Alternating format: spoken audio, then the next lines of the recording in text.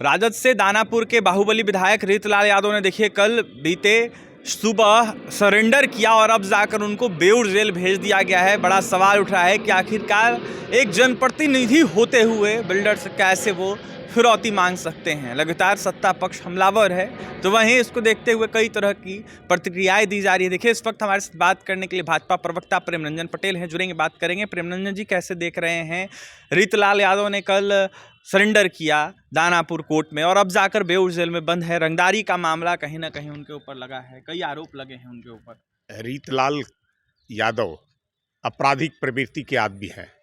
पहले भी उनके ऊपर कई सारे मुकदमे, हत्या से लेकर के रंगदारी मांगने का और भी अन्य प्रकार की उनके ऊपर आरोप लगे थे और उसके मुकदमे चल रहे थे।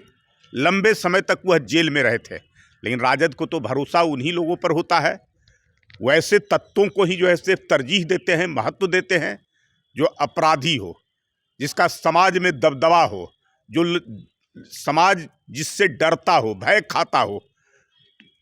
रीतलाल यादव को आरजेडी ने टिकट दिया, विधायक बन गए, लेकिन विधायक बनने के बावजूद अपनी आदतों में सुधार नहीं किया। कोई भी दानापुर के अंदर में जिस प्रकार से कॉलोनियाँ बस रही है, जिस प्रकार से मकान बन रहे हैं, जिस प्रकार से अपार्टमेंट बन रहे हैं, उन सब से रंगदारी लेना, ज़बरदस्ती धमका करके उनके अपार्टमेंट बनाने वाली जो कंपनियां होती है उनको सामानों का सप्लाई करना और सप्लाई में ज़बरदस्ती पैसे की उगाही करना, और साथ साथ कोई बनाने वाला व्यक्ति, चाहे मकान बनाने वाला हो या अन्य लोग हो, अपार्टमेंट बनाने वाले, उन सब से रंगदारी मांगना। अगर कोई रंगदारी नहीं देगा तो उसको डराना, धमकाना, उसको बनने से रोकना, इस काम को लगातार वो करते रहे हैं। ये तो प्रमाण है एक, जिसने हिम्मत करके मुकदमा करने का काम किया। और इस सरकार ने तो लोगों को कहा है कि किसी अपराधी से डरने की आवश्यकता नहीं है, लेकिन फिर भी लोग नहीं मानते हैं। उनको भय लगता है, डर लगता है, कोई थाने तक पहुंच नहीं पाता है। लेकिन पहुंचने वाला व्यक्ति, अपार्टमेंट बनाने वाला, आजिज होकर करके गए तो उनके ऊपर मुकदमा हुआ और उस मुकदमे के कारण रीतलाल यादव को आज भागे थे, फरार थे। अंतिम में उनको लगा कि अब तो गिरफ्तारी होगी ही। ये सरकार तो किसी को बख्शने वाली नहीं है।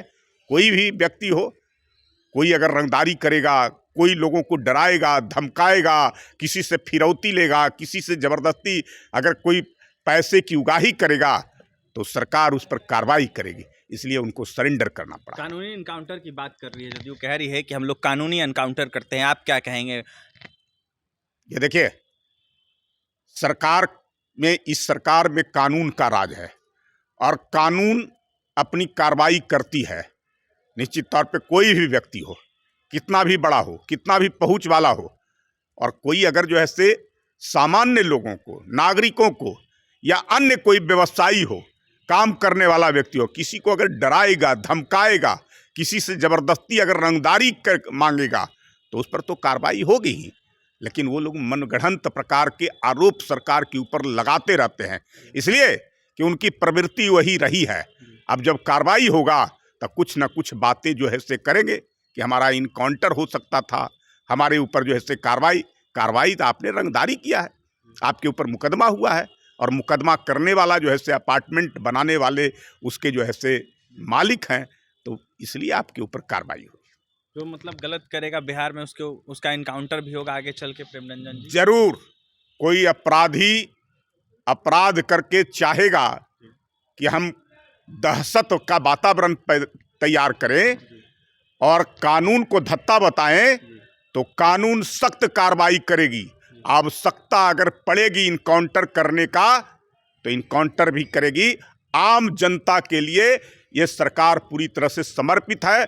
आम जनता को किसी भी प्रकार का कोई परेशान न करे, किसी प्रकार का उनके साथ रंगदारी या उसको तबाह करने की कोशिश न करे। अगर करेगा तो कार्रवाई होगी। अंतिम सवाल रहेगा, राजद विधायक रीतलाल यादव ने सरेंडर करने के बाद एनडीए सरकार पर आरोप लगाया है कि उनकी हत्या कहीं ना कहीं करवाने की आप लोग साजिश रच रहे थे। इसके साथ ही जबरन उनको फंसाया गया है, वो गलत नहीं थे, बिल्डर को कहीं ना कहीं बहकाया गया है।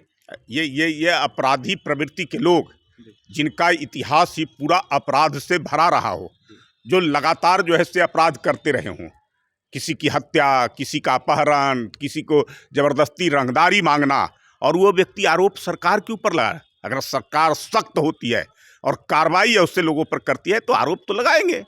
ये जो है से ये विपक्ष का काम है, और ये विपक्ष का जो है से यही यूएसपी है, अपराधियों को संरक्षण देना, अपराधियों को बढ़ावा देना, उनके ऊपर भरोसा करना, उनके माध्यम से ही लोगों को डरा धमका करके सत्ता में आने की कोशिश करना। पहले भी जब सत्ता में थे वही करते थे, उन्हीं लोगों को खुली छूट रहती थी।